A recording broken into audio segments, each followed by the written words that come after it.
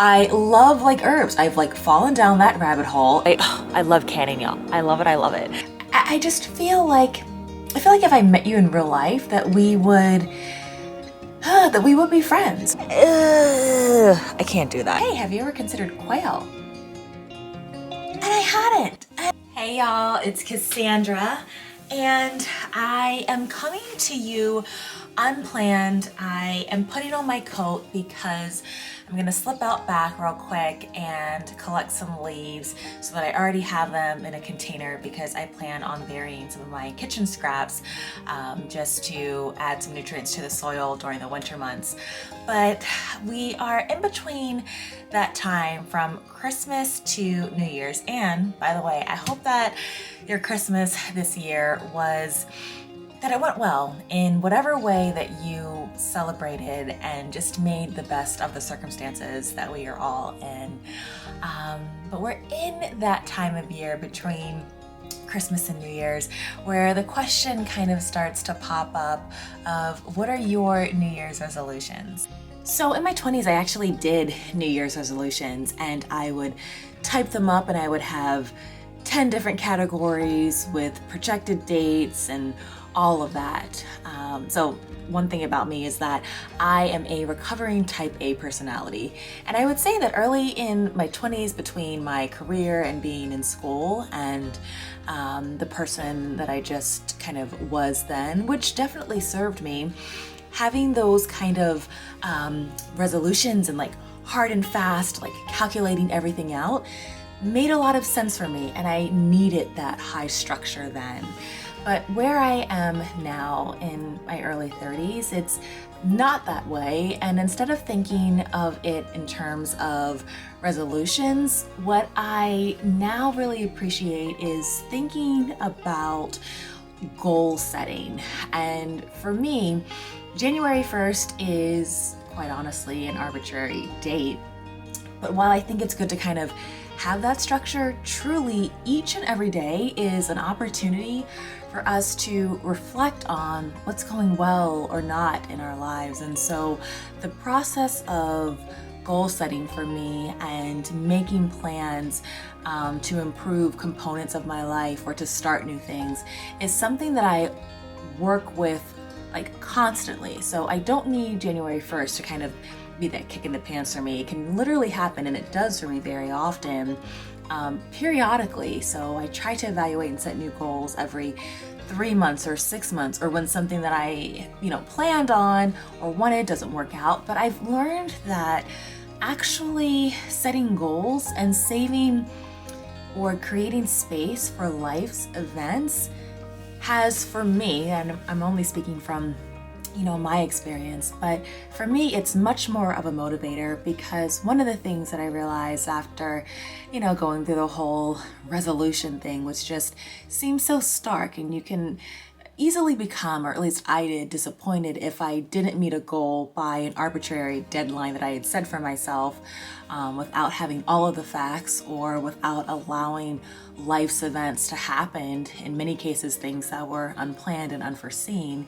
But setting goals is something that I think is always applicable to life, but I know that there's a lot of discussion about that, and I have in fact set goals for this year that I've been thinking about even months prior to this discussion. But I wanted to go ahead and just share with you my goals, and I would love to hear from you. So let me go ahead and get into that.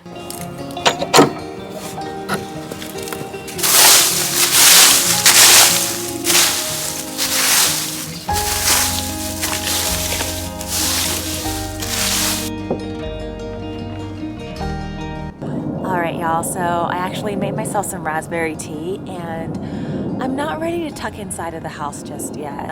I definitely have an outdoorsy spirit, and that's hard for me to let go of no matter what the temperature is. Just having this warm mug of tea for a few minutes outside will be that satisfying amount that I need here in Maryland. I think our high today was around 50 degrees, which is kind of warm for December. It feels good just to enjoy the daylight during these times. But Before I share with you my goals, and I hope I don't get too emotional, but even if I do, that's me. I want to say thank you to all of you that are watching this video and have watched my other videos. I appreciate you so much, and the joy that I get from seeing your name, whether it's your actual name or your YouTube kind of user channel, and your picture and the conversations that I've had with so many of you, it truly means a lot to me on my journey of becoming a farm girl. And a lot of these goals that I have for this upcoming year are a result of either the encouragement or the dialogue that I've had with you. And so I just want to name that. My process for goal setting is not complicated, and I'm so glad that I'm away from those systems. So what I used is my Midori size notebook, which you've seen in several of my videos. And I first just brainstormed the kind of aspirations and things that I have been either reading or learning about. And then, because so many of my goals are tied to gardening, I went ahead and roughly just put in some dates of when I would need to start those projects. If this is your first time here on the channel, welcome. My name is Cassandra, and here on my channel, I'm showing how I'm becoming a farm girl and how you can too, in a small space and in your spare time. So I posted a video a couple of days ago, and it showed a number of items that are related to all of the goals that I'm about to share with you here. And one of the first goals I have for this upcoming growing season is to double the amount of fruits and vegetables and herbs that I can grow here on my probably less than 1/8 of an acre townhouse lot, because I have finally, after about 3 years of serious container gardening, I've just simply run out of space. And so I was able to combine a really good Black Friday sale with a coupon code and obtain a grow stalk, which is a vertical growing system that is, it just simply has the design that you need to grow up and not out. And so with this new system, I'll be able to plant 30 full-sized fruits and vegetables in less than a 2-foot square space. It has a watering system where I can water all of my plants and fertilize them at the same time via the top of this design. And because it's on wheels, it also enables me to easily move over 30 different plants around my deck, which is the space on our property which receives the most full sun. So I'm really excited about increasing my capacity as an urban or city gardener by growing vertically. So the growing also leads me to my second goal, and that is actually to start keeping some type of, or develop I should say, some type of record keeping system in terms of my outdoor gardening space. Now, I shared in a couple of videos back, it was in a video response to Linda's Pantry, how I have enjoyed, I love canning, y'all. I love it.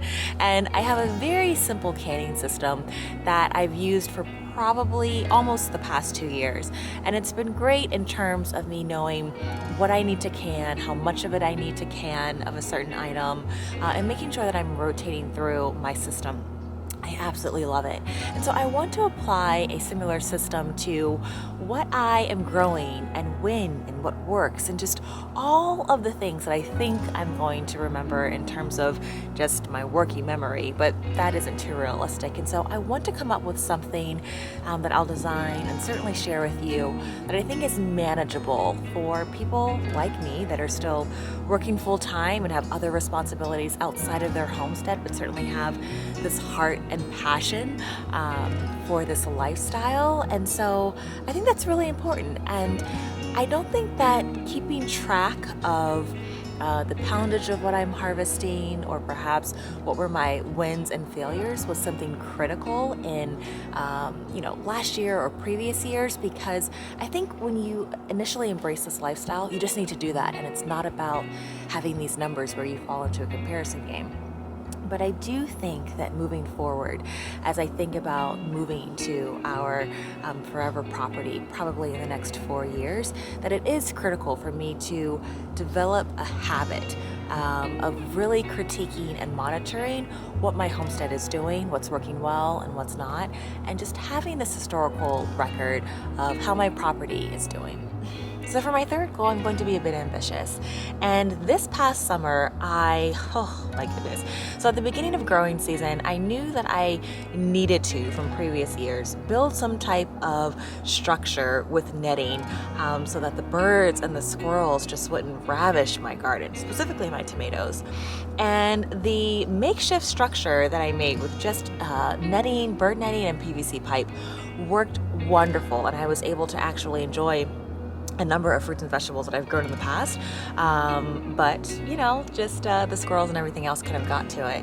And so I am very much interested in growing, or not growing, but making my own kind of enlarged walk-in greenhouse. It'll still be pretty small. It's going to be mainly on my deck because there are a number of fruits and vegetables that I want to grow that require full sun. But I'm very much interested in seeing how they would do, specifically things like pumpkins and spaghetti squash, which I tried in the ground, and between a combination of powdery mildew and potentially not getting enough sun, oh, I was devastated when some of those crops didn't work out. But I think that I can build something that is not only cost effective, but also is pretty doable, so that I can have an insular kind of setting from the rain and insects and really just have a protective space. Ideally, I know that having a walk-in greenhouse is something that I'm going to want on our forever property. But for now, I figure, why not go ahead and create something on a much smaller scale, just to start to learn and dip my toe in the water around the difference between growing in and outside of a greenhouse. All right, so this next goal is definitely something that I am very excited about, and I have been waiting on, and that is to build my own walk-in root cellar underneath my basement stairs. As I have shared, and I have a number of videos on things that I've canned, and I want to, as we go further into the winter season, share a number of other canning videos. But I'm in a townhouse, y'all. And so one of the things that I did several years ago when I first started canning was, we have all these kind of shelves in our laundry slash, it's like my husband's like workroom where we keep all the tools. And I became so excited just to display all of my kind of like canning stockpile. I started to move his tools off the shelves and put my canned goods up there. I can't do that. And so basically what I have going on now is downstairs in our basement, and it's only half finished, is I have a number of like picnic tables that are out, and the stuff is it's just everywhere, y'all, which is why I haven't shown you like my canning inventory.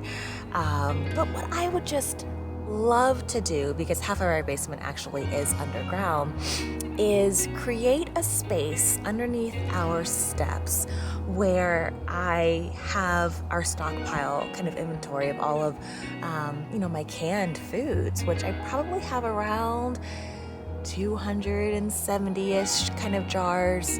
I need to do a hard count, but between the inventory that I have and then jars that I'm collecting, I want to make sure that I can probably store about 500 jars in our downstairs, like underneath of the steps, just with the design. So the idea was that my husband is deployed. He does come home to visit, but it's not a project that we would want to consume, the time that he's here.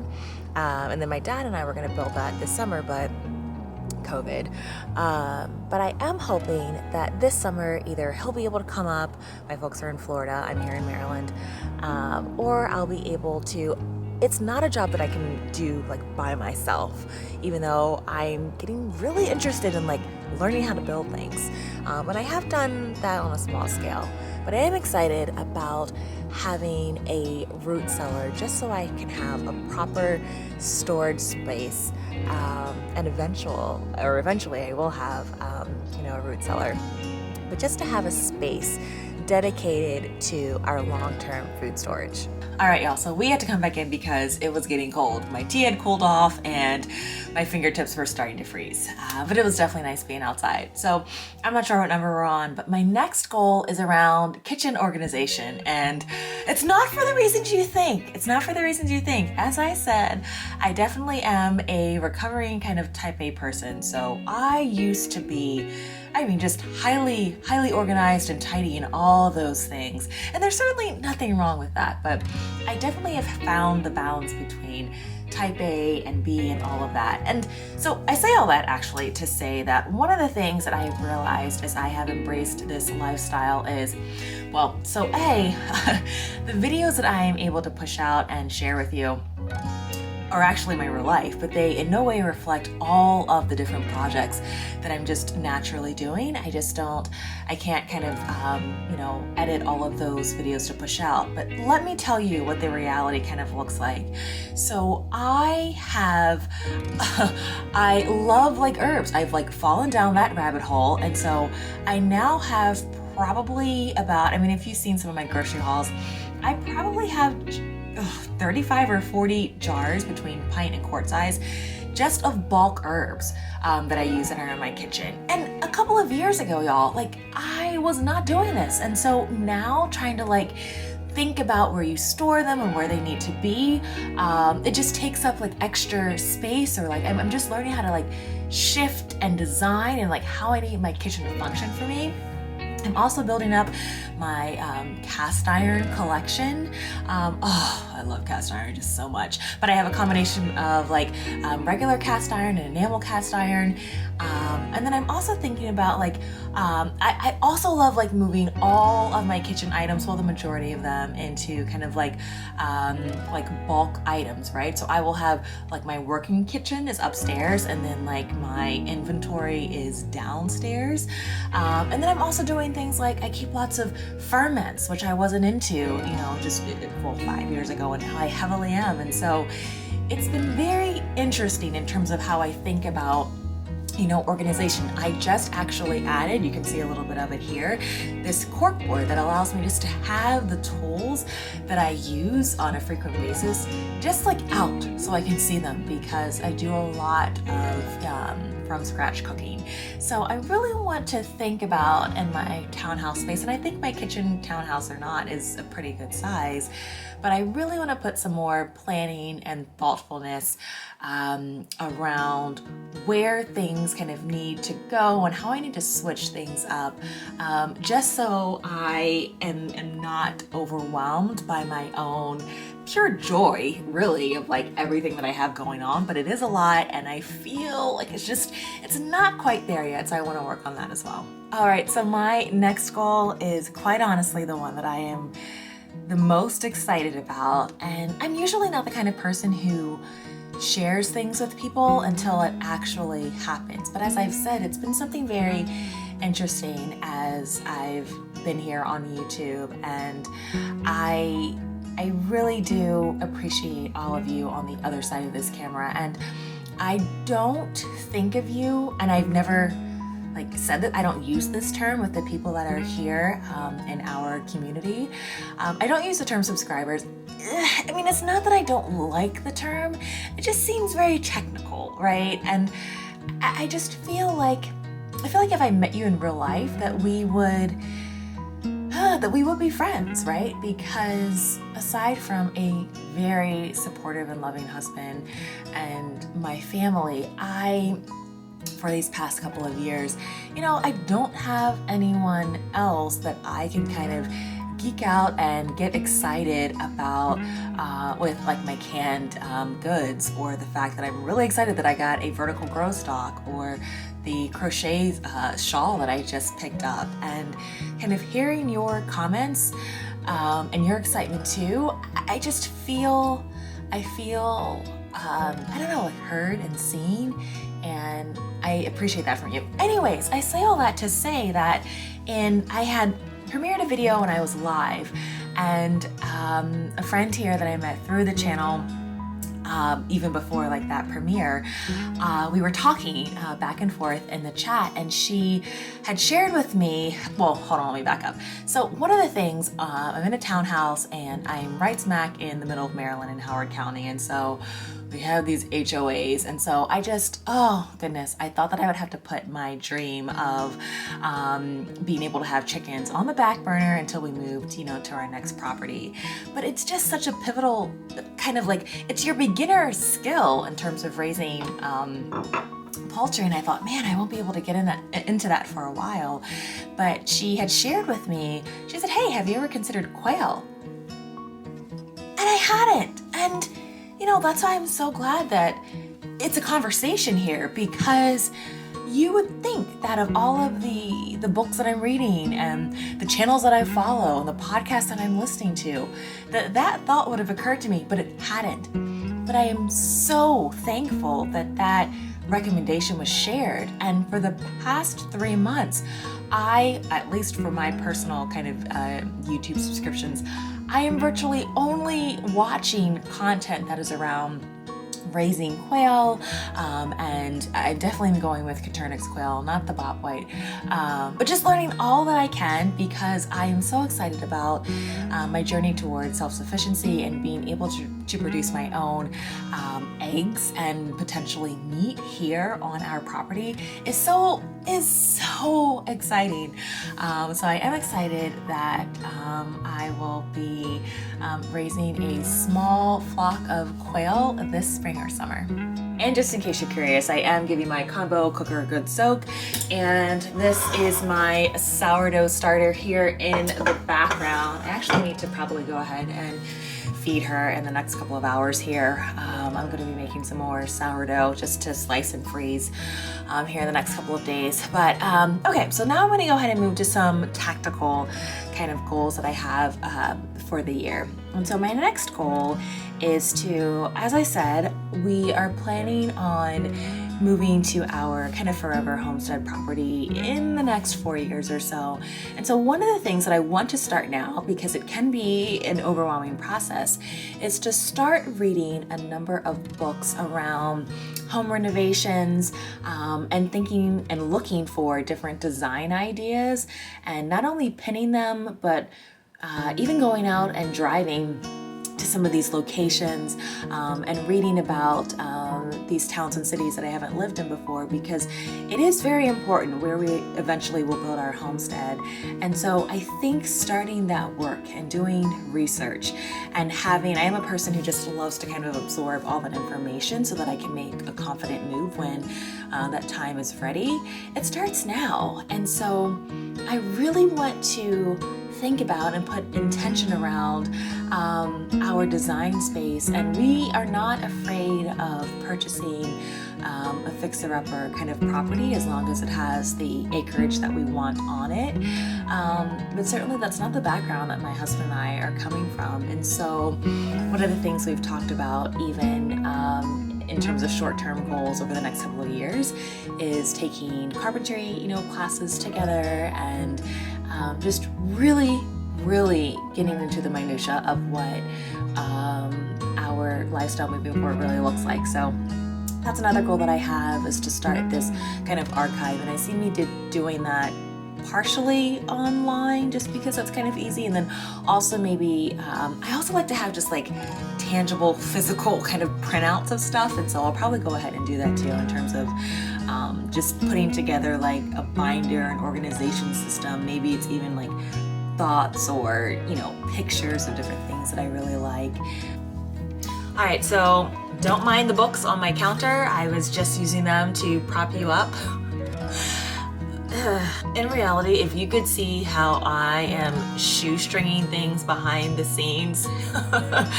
Woo. But another goal that I have for this upcoming year is to volunteer at a farm co-op. And I think that this is so important, because while I can read tons of books and listen to podcasts and watch excellent content here on YouTube, it does not replace the actual experience and exposure and mentorship from being on a property that will grow and stretch me and expose me to realities that you just need to be around. And so I am actually starting that application process early this year. Of course, just with the climate of everything, I'm not sure how that will look, although I am optimistic because a lot of this work is outside, but I definitely see myself at a minimum of 2 times a month on the weekends, going out and learning and volunteering at a local farm that's in my area.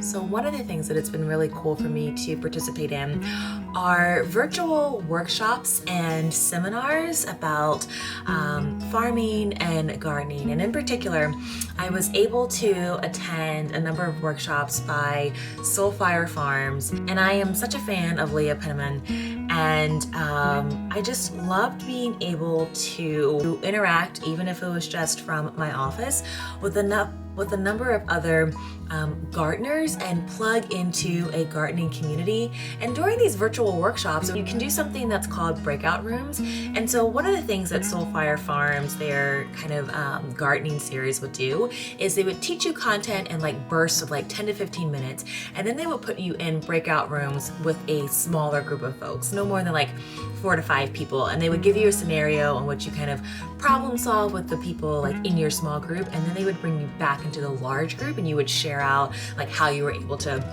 address that problem or that different scenario. And it was like really impactful, and I walked away from each of those seminars like there wasn't any homework that I had to do beforehand. I felt like I was connecting with or like speaking to other people. Well, I mean, I was, but I just really liked being able to plug into a community. All right, y'all, so it may kind of be evident a little bit in how I structure my content, but prior to being a school administrator, I was a teacher for 10 years and absolutely loved it. It certainly was my joy. And so it's really important for me, and I think the number one tool for all homesteaders is homestead dreamers is education. And so for me, what that looks like is I want to continue to read a minimum of 4 books related to homestead topics. So it could be around food preservation, or around gardening, or around, as I said before, like actual building and construction. And that's so important. There's so much information that's out there. And so there are a number of books that I will either get from the library or have purchased already as reference books. But it's very, very important for me just to continue to develop that reading habit. And what's been great about the fall and winter months when I'm not outside in the garden as much is that I do have time to really build in, 30 minutes in the morning, 30 minutes in the afternoon, to build up the knowledge and skills that I'm not only going to share with you, but then that will also become a part of my own kind of daily practice and habit, and just information that I have for the future. All right, y'all, so my next goal, actually education goal, relates to me wanting to get quail. I do see myself eventually wanting to be able to know how to and have completed dispatching my own quail. And so in the area, there are a number of places. I think there's a place in Annapolis where they will show you, well, there are butchering classes that you can take. And so again, just with where we are in the world right now, I'm not sure if I'll be able to actually get into a class. And so this goal kind of has a loose timeline, but it is definitely something that I'm very much interested in doing. And so I would like to take a butchering class, just so I know that from start to finish, again, just in terms of self-sufficiency, that I can not only raise my own meat and eggs, but I also have the capacity to process my own meat. I'm really looking forward to knowing how to do that. Now, of course, there are a number of kind of things that go along with learning how to do that skill, but it is a goal that I am looking forward to completing over the next year. Well, friends, those are my goals for the 2021 year, and I cannot wait to share this journey with you. But more importantly, I want to say thank you. Thank you for joining me along this journey as I become a farm girl. Thank you for your words of encouragement and your ideas. Meeting you has been a joy of this year, and I don't take you for granted. And with that being said, I will see you in my kitchen or garden soon. I appreciate you so much.